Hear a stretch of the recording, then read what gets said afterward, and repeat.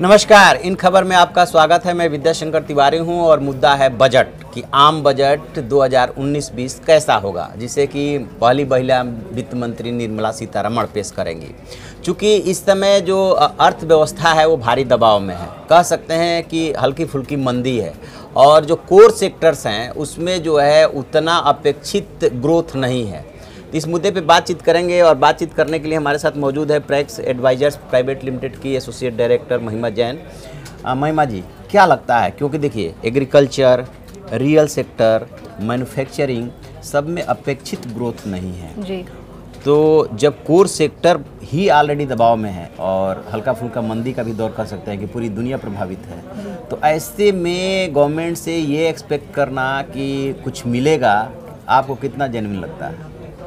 देखिए, जहाँ तक पिछला बजट जब आया था जो कि इंटरिम बजट था, वो सिर्फ नाम का ही इंटरिम बजट रहा, बल्कि वो एक फाइनल बजट के तौर पे ही आया था, तो बहुत ज़्यादा कुछ बेनिफिट्स सरकार से अपेक्षित इस बजट में नहीं है सेक्टर्स के लिए। और लेकिन हाँ, बिज़नेस कहीं ना कहीं पूरी तरह से पूरा इकोनॉमी प्रभावित है, वो ग्रोथ नहीं है जो कि हम लोग एक्सपेक्ट करते हैं, या उन सेक्टर्स पर काफ़ी दबाव भी है, उतना एम्प्लॉयमेंट भी नहीं बढ़ रहा है, तो बिज़नेस कहीं ना कहीं मंदा चल रहा है। अगर हम इकोनॉमी की बात करें तो उसको बूस्ट करने के लिए कहीं ना कहीं सरकार आरबीआई पे भी दबाव बना रही है कि वो कुछ फंड्स रिलीज़ करें ताकि इकोनॉमी में थोड़ा फंड्स का सर्कुलेशन रहे। तो उसके लिए ज़रूर उनको कुछ स्टेप्स लेने पड़ेंगे जिससे कि इकोनॉमी बिज़नेस बूस्ट कर सके।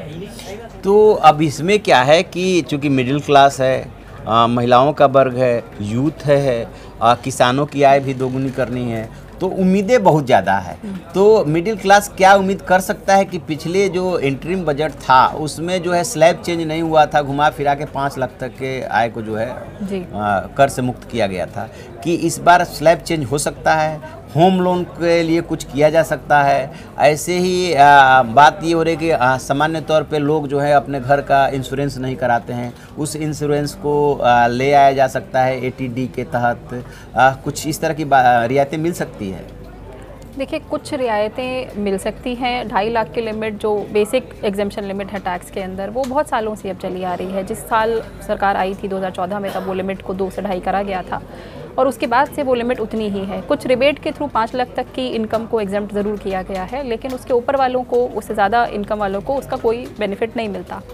हो सकता है कि 2.5 की लिमिट ज़्यादा ना बढ़ा करके 3 तक कर दें। हाँ जी, बस यही एक चर्चा चल रही है कि शायद 3 तक उसको कर दें, लेकिन ज़्यादा टैक्स में कुछ चेंजेस आए इनकम टैक्स में, वो एक्सपेक्टेड नहीं है इस बार। उसकी एक वजह ये है कि कोर सेक्टर्स तो जो दबाव में हैं वो सो हैं ही। फिजिकल डेफिसिट ऑलरेडी जो हमारा टारगेट है 3.4 का और उसके बाद 3.3 करना, बताते ये हैं कि उसमें ऑलरेडी बहुत ज़्यादा नुकसान हो चुका है, मतलब हम टारगेट अचीव नहीं कर पाए, उसकी वजह से भी दबाव में है। तो एक चर्चा ये भी चल रही है कि क्या जो सुपर रिच है, यानी कि जिनकी आमदनी 40 करोड़ एबव है या 30 करोड़ एबव है, तो उनको इसमें ले आया जा सकता है कि उनको 40% जो है देना है आपको। अभी तक 30% लास्ट है। बिल्कुल, अभी तक 30% लास्ट है। और अगर इसमें हम बात करें तो पिछले बजट में एक गरीबों के लिए या मिडिल क्लास के लिए काफ़ी बेनिफिट्स सरकार लेकर के आई थी, लेकिन अमीरों से कुछ लिया नहीं गया था। चाहे वो डायरेक्ट टैक्स की बात करें या इनडायरेक्ट टैक्स की बात करें, ऐसा कोई प्रोविज़न वो नहीं लेकर आए थे जैसे उनसे लेकर के उसको दिया गया हो, तो कॉम्पनसेट नहीं किया गया था। तो इस बार उम्मीद है कि शायद उनसे लेने का कुछ बने। वैसे मीडिया में और जो सत्ता के गलियारे हैं उसमें 2 तरह की चर्चा चल रही है। एक चर्चा ये चल रही है कि चूँकि अभी मोदी जी चुनाव जीत करके आए हैं, जिसमें सभी वर्गों ने उनको सपोर्ट किया है और अभी तक 1 महीने में जो उनके फैसले हुए हैं वो प्रो पुअर है जी।